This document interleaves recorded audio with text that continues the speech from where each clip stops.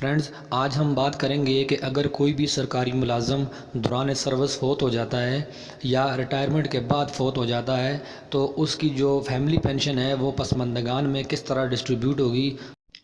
لیکن friends, video شروع کرنے سے پہلے آپ لوگوں سے ریکویسٹ ہے کہ میرے چینل نالج زون کو لازمی سبسکرائب کریں اور ساتھ لگے بیل آئیکن کو پریس کر کے آل کے بٹن کو لازمی کلک کیا کریں تاکہ میری نئی آنے والی تمام موسٹ امپورٹنٹ انفارمیٹیو ویڈیوز کا نوٹیفیکیشن آپ کو فوری طور پر ملتا رہے۔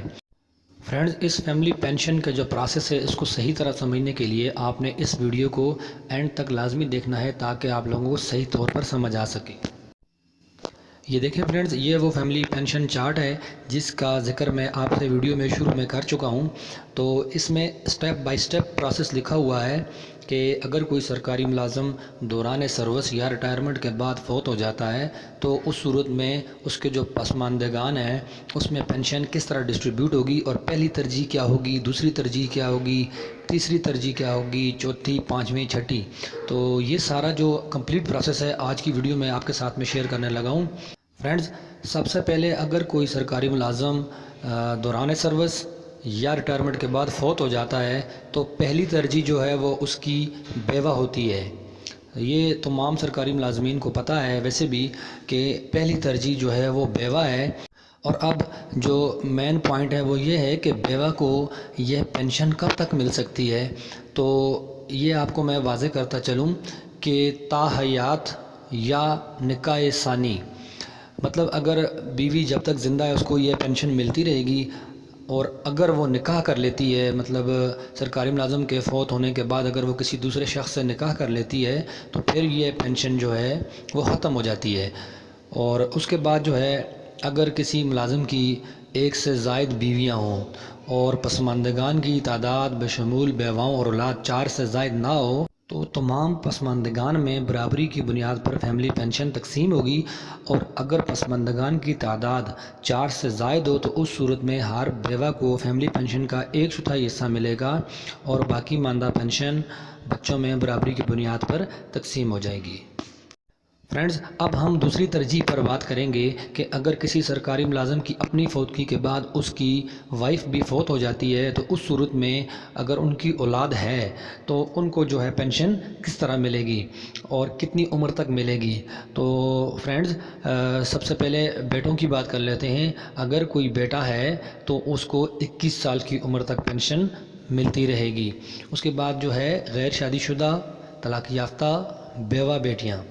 تو یہ جو اگر بیٹیاں موجود ہیں تو اگر وہ غیر شادی شدہ ہیں اور طلاق یافتہ ہیں، گھر پہ بیٹھی ہوئی ہیں ماں باپ کے، تو ان کو بھی یہ فیملی پینشن ملتی رہے گی۔ اب ہم بات کرتے ہیں مدت پینشن کی کہ یہ پینشن کب تک ان بیٹوں اور بیٹیوں کو ملتی رہے گی۔ تو نمبر 1، بیٹے جو ہیں وہ 21 سال کی عمر تک یہ پینشن وصول کر سکتے ہیں۔ بیٹیاں تا حیات، اگر وہ کنواری ہیں تو تا حیات، اور اگر وہ نکاح کر لیتی ہیں تو ان کو پینشن نہیں ملے گی۔ اور اس کے بعد فوت شدہ پینشنر کے وہ زیر کفالت بچے جو مستقل طور پر ذہنی یا جسمانی لحاظ سے معذور ہوں، ان کے لیے عمر کی کوئی حد نہیں۔ مطلب ذہنی اور جسمانی لحاظ سے جو معذور بچے ہیں ان کے لیے فیملی پینشن وصول کرنے کی عمر کی کوئی حد نہیں، ان کو تا حیات فیملی پینشن ملتی رہے گی۔ اب ہم بات کرتے ہیں تیسری ترجیح کے بارے میں کہ اگر مندرجہ بالا جو میں نے آپ کو بتائی ہیں 2 ترجیحات موجود نہیں ہیں تو تیسری ترجیح کیا ہوگی۔ تو تیسری ترجیح میں بیوہ بہو ہے۔ مثال کے طور پر اگر سرکاری ملازم خود فوت ہو گیا اور اس کے بعد وائف فوت ہو گئی، بیٹا بھی فوت ہو گیا، تو بہو زندہ ہے تو بہو کو یہ پینشن جو ہے ابتدائی 10 سال تک یا 10 سالوں کا باقی ماندہ حصہ، یہ جو پینشن ہے وہ دوسری ترجیح کی غیر موجودگی کی صورت میں ملتی رہے گی۔ دوسری ترجیح مطلب اگر بیٹا تھا فوت ہو گیا تو اس صورت میں جو بیوہ بہو کو بھی یہ پینشن ملتی رہے گی۔ فرینڈز، اب ہم بات کرتے ہیں چوتھی ترجیح کے بارے میں کہ اگر تیسری ترجیح موجود نہ ہو تو چوتھی ترجیح پہ کس کو یہ پینشن ملتی رہے گی۔ تو چوتھی ترجیح پہ ہے پوتا، تو پوتے کو یہ پینشن 21 سال کی عمر تک جو ہے یہ ملتی رہے گی، اور اس طرح اس کے بھی جو ہے ابتدائی 10 سال ہی ہوں گے۔ تو اس طرح فرینڈز اگر کوئی بہو بھی فوت ہو جاتی ہے تو اس صورت میں پوتے کو، سرکاری ملازم کے پوتے کو یہ پینشن 21 سال کی عمر تک ملتی رہے گی اور ابتدائی 10 سال ملے گی۔ اب ہم بات کرتے ہیں 5ویں ترجیح کے بارے میں کہ اگر پوتا بھی موجود نہ ہو اور یا فوت ہو جائے تو اس صورت میں 5ویں ترجیح کیا ہوگی۔ 5ویں ترجیح میں پوتی شامل ہے، سرکاری ملازم کی پوتی۔ اگر پوتا نہیں ہے تو پوتی اگر غیر شادی شدہ ہے، جب تک وہ غیر شادی شدہ ہے تو اس کو ابتدائی 10 سال تک یہ فیملی پینشن ملتی رہے گی۔ اس کے بعد ہم بات کرتے ہیں 6ٹھی ترجیح کے بارے میں کہ اگر 5ویں ترجیح موجود نہیں ہے، مثلاً پوتی بھی جو ہے وہ نہیں ہے، تو پینشن جو ابتدائی 10 سال تک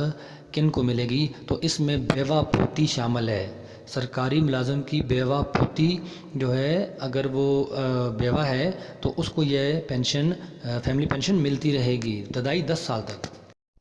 فرینڈز، میں نے آپ کو جو 6 ترجیحات بتائی ہیں یہ سرکاری ملازم کی اپنی اولاد سے آگے چلتی ہیں۔ تو اگر سرکاری ملازم کی اولاد نہیں ہے یا اولاد تھی اور فوت ہو گئی ہے تو یعنی اس کا کوئی بھی وارث نہیں بچا،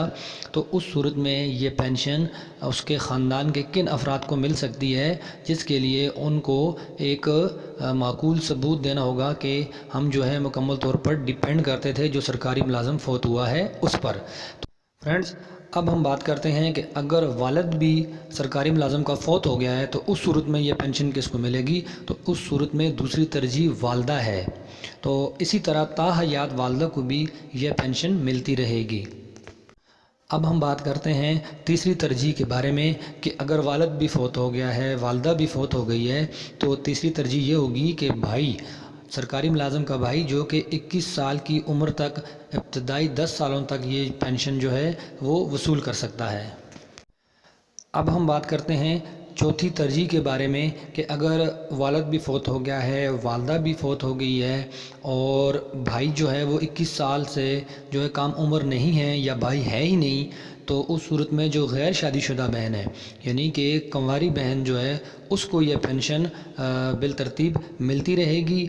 اگر وہ ساری زندگی کنواری رہتی ہے تو اس کو یہ تاحیات ملتی رہے گی۔ اگر وہ نکاح کر لے گی تو اس کی یہ پینشن ختم ہو جائے گی۔